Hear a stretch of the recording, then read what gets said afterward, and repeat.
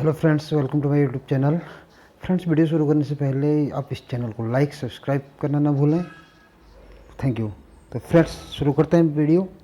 आज की इस वीडियो में आपको पढ़ाने वाला हूँ क्लास 8th की इट्स सो हैपन बुक का first chapter part second.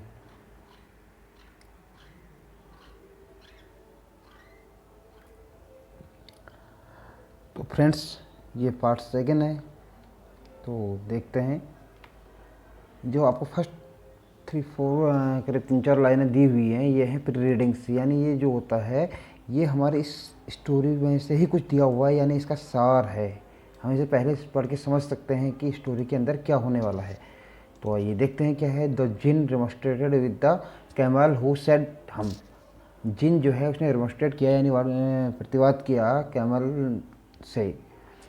Who said hump, यानी जो क्या कहा कहता था, हम्प कहता था, जिसने हम्प कहा। The camel's beautiful back suddenly grew a lump. The camel's beautiful back मतलब सुंदर सी पीठ। Suddenly means अचानक, grow a lump उसमें क्या हो गया, एक उभार हो गया। Which was the camel's hump, जो कैमल का हम्प बना, यानी कोबड़ बना। The gin assured the camel his hump would always be a help, not a hindrance.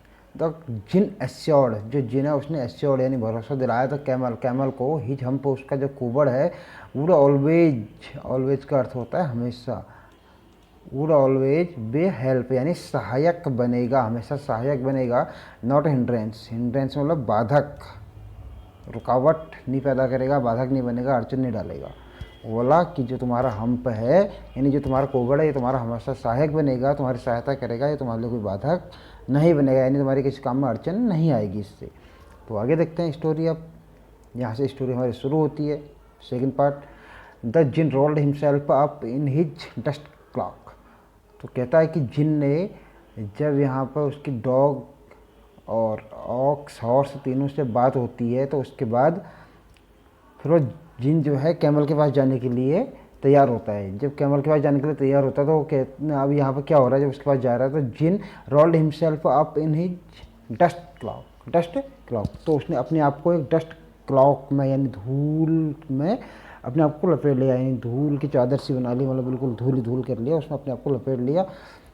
And took a walk across the desert, यानी धूल में भर कर और कहाँ को जाने लगा, अक्रॉस द डेजर्ट यानी रेगिस्तान की ओर चल दिया।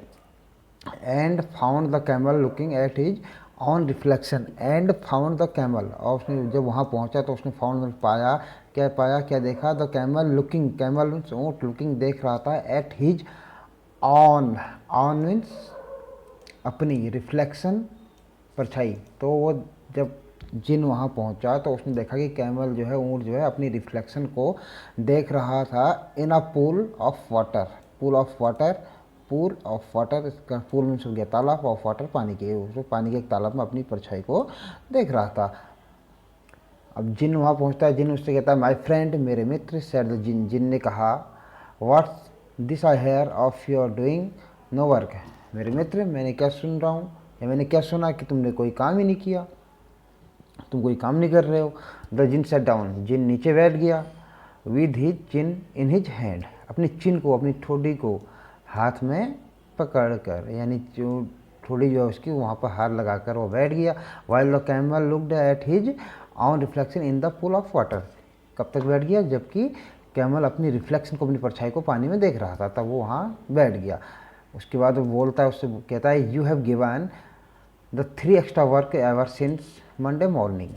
यू हैव गिवन यानी आपको दिया गया है 3 एक्स्ट्रा काम, क्यों, एवर सिंस मंडे मॉर्निंग यानी मंडे मॉर्निंग से, all on account of your idleness, यानी जो तुम्हारी आलसपन की वजह से छोड़े गए हैं, यानी जो आलसपना की वजह से तुमने काम नहीं किया, वो काम तुम्हें अब दिए जाते हैं, ये वो कहता है।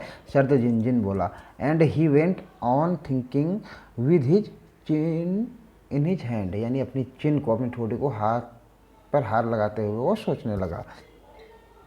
क्या सोचता है, हम। सेड द कैमल फिर से बोलता है हम। कैमल ने हम्प बोला। I shouldn't say that again if I were you, वो बोलता है यदि आई वर यू, इसका अर्थ हो गया यदि मैं होता। आई वर यू मतलब यदि मैं तुम होता यानी मैं तुम्हारी जगह होता तो I shouldn't say that again, मैं यह दोबारा नहीं कहता। सर द जिन, जिन बोला यानी जिन अब उससे कहना चाह रहा है कि अब तुम दोबारा मेरे से हम्फ मत कहना, यानी उसे चेतावनी दे रहा है। You might say it once too often I want to work, वो कह रहा है अब इसे दोबारा मत कहना आई वॉन्ट टू वर्क, मैं तुम्हें चाहता हूँ कि तुम अब क्या करो, तुम काम करो। And the camel said hump, camel फिर से हम्प बोलता है अगेन, कैमल दोबारा उससे हम्प बोल देता है, यानी वो पहले उसे चेतावनी दे चुका है। But no sooner had he said it then he saw his back that he was so proud of puffing up and puffing up into a great big hump. जैसे ही उसने हम्प कहा दोबारा से तो उसने देखा कि तभी उसकी पीठ पर अचानक से क्या होने लगा, जिस पीठ पर उससे गर्व था, बहुत घमंड था, प्राउड मीन्स गर्व, घमंड था, उसे गर्व था, वहाँ पर थोड़ी थोड़ी उभरने लगा, उभरते हुए वो एक बड़ा हम्प बन गया, एक बड़ा कुबड़ बन गया। यानी वहाँ पर जब उसने जिन को दोबारा से हम्प बोला तो जिन ने उसकी पीठ पर एक कुबड़ बना दिया। अब do you see that sir the jinn, जिन ने उससे कहा डू यू सी दैट, क्या तुमने वो देखा है, क्या तुम्हें ये देखा, तुम इसे देखते हो, क्या चीज़, that's you ever own hump that you have brought upon your very own self by not working. तो बोला जो तुम्हारा हम्प है ये तुमने खुद अपने लिए बनवाया है, ठीक है, कैसे बनवाया है, क्यों बनवाया है, वेरी ऑन सेल्फ यानी खुद सेल्फिश बन गए, यानी स्वार्थी बन गए, बाय नॉट वर्किंग, वो तुम काम नहीं करना चाह रहे थे इसलिए। टुडे इज थर्सडे, आज थर्सडे है, आज गुरुवार है, you have done no work since Monday, तुमने मंडे से कोई काम नहीं किया है। You have done not, you have done no work मतलब तुमने कोई काम नहीं किया, सिंस मंडे, मंडे से। When the work began, when the work began जब से काम शुरू हुआ तब से तुमने कोई काम भी नहीं किया है। Now you are going to work, अब तुम काम करने जा रहे हो, जिनने उसे आदेश दिया कि अब तुम काम करने जा रहे हो। तो आगे देखिए क्या होता है, हाउ कैन आई, मैं कैसे कर सकता हूँ, सर द कैमल, कैमल ने कहा with this hump on my back, अब तो मेरी पीठ पर, वो बोला कि मेरी पीठ पर तो हम्प है, मैं ऐसे काम कैसे कर सकता हूँ। अब देखिए जिन उससे क्या कहता है, that has a purpose, sir the jinn, jinn बोला दैट हैज अ पर्पज, इसका भी एक उद्देश्य है। सर द जिन, जिन ने कहा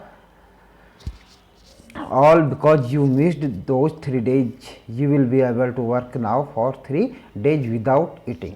अब वो बोलता है कि इसका भी एक मकसद है, मकसद ये है कि all because you missed those 3 days, क्योंकि जो तुमने 3 दिन पीछे मिस कर दिए हैं, छोड़ दिए हैं, you will be able to work now, अब तुम काम करने के लिए एबल हो, योग्य हो, फॉर 3 days 3 दिन तक, विदाउट ईटिंग बिना खाए हुए, अब तुम बिना कुछ खाए हुए 3 दिन तक काम करने के लिए योग्य होने काम कर सकते हो, ये उससे कह रहा है। Because you can live on your hump, because you can live, अब क्योंकि तुम रह सकते हो, लिव जीवित रह सकते हो, यू कैन लिव मतलब तुम जीवित रह सकते हो, ऑन योर हम्प तुम्हारे हम्प पर।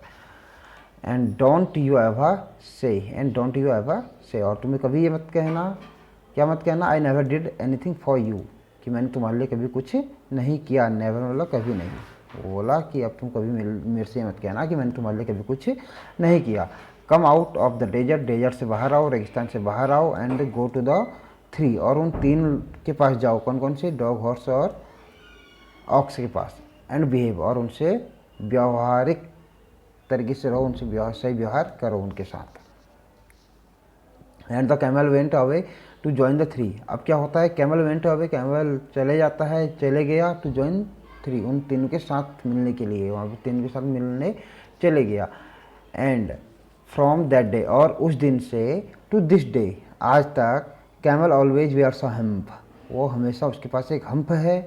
वी कॉल इट हम्प, हम उसे हम्प कहते हैं नाउ, अब हम इसे हम्प कहते हैं, कोबड़ कहते हैं, not to hurt this feeling, his feeling, क्यों कहते हैं कि उसकी फीलिंग्स को हर्ट ना हो, यानी कि उसे दुख ना हो। But he has never yet caught up with the 3 days that he missed at the beginning of the world। क्या होता है, but he has never yet caught, यानी वो उनकी भरपाई नहीं कर पाया, अभी तक नहीं पकड़ पाया, मतलब भरपाई नहीं कर पाया, क्या, अब विद द 3 days, यानी उन 3 दिनों की भरपाई वो अभी तक नहीं कर पाया, that he missed at the beginning of the world, कौन से 3 दिनों की, ही मिस्ड, जो उसने मिस कर दिए थे at the beginning of the world, यानी जब संसार शुरू हुआ था, संसार की शुरुआत में जो उसने 3 दिन मिस कर दिए थे, छोड़ दिए थे, उनकी भरपाई वो आज तक नहीं कर पाया। And he has never yet learn how to behave, और ना ही वो आज तक ये सीख पाया कि कैसे व्यवहार किया जाए या किया जाता है। तो फ्रेंड्स, स्टोरी इज कंप्लीट। तो अब हम अगली वीडियो में मिलेंगे।